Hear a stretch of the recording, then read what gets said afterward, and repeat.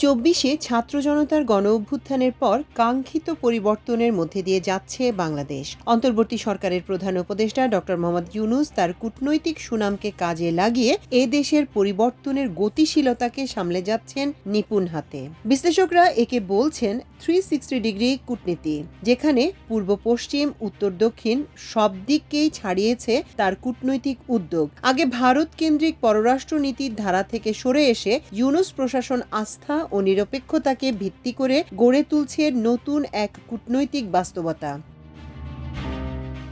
আন্তর্জাতিক বিশ্লেষকদের ধারণা ছিল, শেখ হাসিনার দীর্ঘ শাসনামলের পর নতুন কোনো প্রশাসনের জন্য বৈদেশিক নীতিতে স্থিতিশীলতা বজায় রাখা হবে চ্যালেঞ্জিং, কারণ তার সময়কালের কূটনৈতিক কাঠামো ছিল প্রবলভাবে ভারত নির্ভর। কিন্তু নোবেল শান্তি পুরস্কার বিজয়ী অধ্যাপক ইউনূস সেই আশঙ্কা পুরোপুরি উড়িয়ে দিয়ে তার বৈশ্বিক খ্যাতি ও কূটনৈতিক দক্ষতাকে কাজে লাগিয়ে মসৃণ পরিবর্তনশীলতাকে সামলিয়ে পররাষ্ট্র নীতিকে আরও ভারসাম্যপূর্ণ করে তুলেছেন।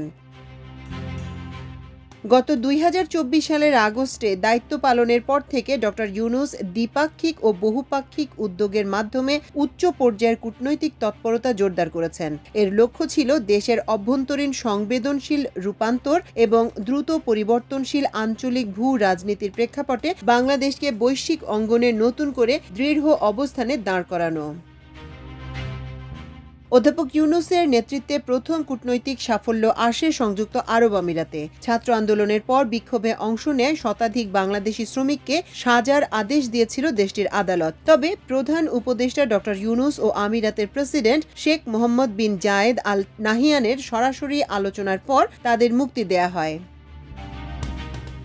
বাইডেন থেকে শি জিনপিং, নরেন্দ্র মোদি, আঞ্চলিক রাজধানী থেকে আন্তর্জাতিক ফোরাম, সব দিকে ইউনূসের কূটনৈতিক হাত প্রসারিত হয়েছে। 360 ডিগ্রি ডিপ্লোম্যাসি বলতে বোঝানো হয় একটি পূর্ণাঙ্গ, সামগ্রিক ও সুষম পররাষ্ট্রনীতি, যেখানে প্রতিটি দিক বিবেচনায় রাখা হয়। ড. ইউনূস আন্তর্জাতিক কূটনীতিক হিসেবে তার আত্মপ্রকাশ ঘটান ২০২৪ সালের সেপ্টেম্বরে নিউ ইয়র্কে অনুষ্ঠিত জাতিসংঘের ৭৯তম সাধারণ পরিষদের অধিবেশনে অংশগ্রহণের মাধ্যমে। সেখানে তিনি যুক্তরাষ্ট্রের তৎকালীন প্রেসিডেন্ট জো বাইডেনের সঙ্গে গুরুত্বপূর্ণ বৈঠক করেন।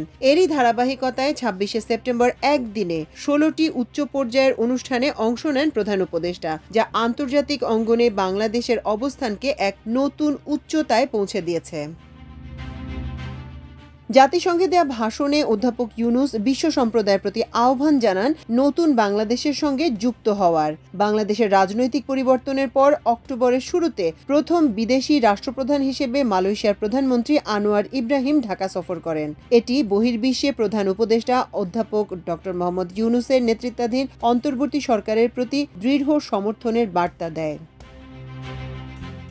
৪ দশকের বেশি সময় ধরে অধ্যাপক ইউনূসের ঘনিষ্ঠ জন বলে পরিচিত আনোয়ার ইব্রাহিম। এর ২ মাস পর লেমুর লেস্তের প্রেসিডেন্ট রামোস হোর্তা প্রথমবারের মতো বাংলাদেশ সফর করেন এবং বিজয় দিবসের অনুষ্ঠানে সম্মানিত অতিথি হিসেবে যোগ দেন।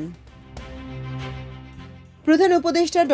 মোহাম্মদ ইউনূস ২০২৪ সালের নভেম্বরে আজারবাইজানের বাকুতে অনুষ্ঠিত COP29 জলবায়ু সম্মেলনে অংশগ্রহণ করে ন্যায়ভিত্তিক নেতৃত্ব ও টেকসই উন্নয়নের পক্ষে বৈশ্বিক কণ্ঠস্বর হিসেবে তার অবস্থান আরও সুদৃঢ় করেন। সম্মেলনে তিনি বিশ্ব নেতাদের সামনে একটা নতুন সাহসী বৈশ্বিক দৃষ্টিভঙ্গি তুলে ধরেন, যা 30 নামে পরিচিত। তার মূল নীতি হল শূন্য কার্বন, শূন্য দারিদ্র্য ও শূন্য বেকারত্ব।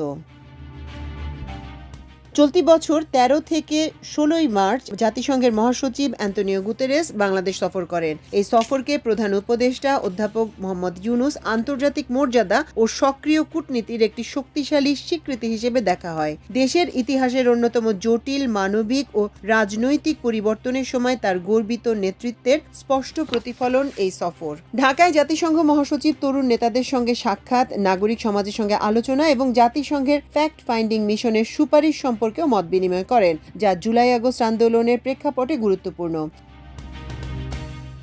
এবছর ২৮ মার্চ বেইজিংয়ের গ্রেট হল অব দ্য পিপলে চীনা প্রেসিডেন্ট শি জিনপিং এর সঙ্গে বৈঠক করেন প্রধান উপদেষ্টা অধ্যাপক ড. ইউনূস। সেখানে তাকে সম্মান জানাতে কার্যালয় থেকে বেরিয়ে এসে নিজে অভ্যর্থনা জানান চীনা প্রেসিডেন্ট। পররাষ্ট্র মন্ত্রণালয়ের এক জ্যেষ্ঠ কর্মকর্তা একে বলেন, এটি সত্যিকার অর্থেই 360 ডিগ্রি কূটনীতি। তার ভাষায়, ঢাকা এখন সবার সঙ্গে কথা বলছে, আবার নিজেদের স্বার্থ রক্ষা করছে। আমরা বিশ্বকে দেখাতে সক্ষম হয়েছি বাংলাদেশ এখন একটি উন্মুক্ত, স্থিতিশীল ও ভবিষ্যৎ প্রসারী রাষ্ট্র।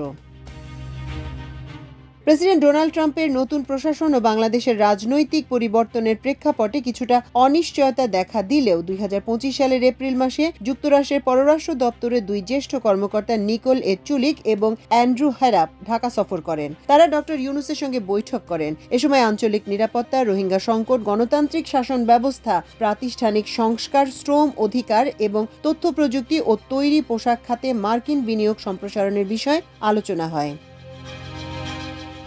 বাংলাদেশের বৈশ্বিক অংশীদারিত্ব নতুনভাবে সাজানোর অংশ হিসেবে 28 থেকে 31 মে মোট 4 দিনের সরকারি সফরে জাপান যাচ্ছেন ডক্টর ইউনূস। টোকিওতে তাকে দেয়া হবে লাল গালিচা সংবর্ধনা এবং গার্ড অফ অনার। এতেই বোঝা যায় বাংলাদেশের অন্তর্বর্তী সরকারের সঙ্গে সম্পর্ককে জাপান কতটা গুরুত্ব দিচ্ছে।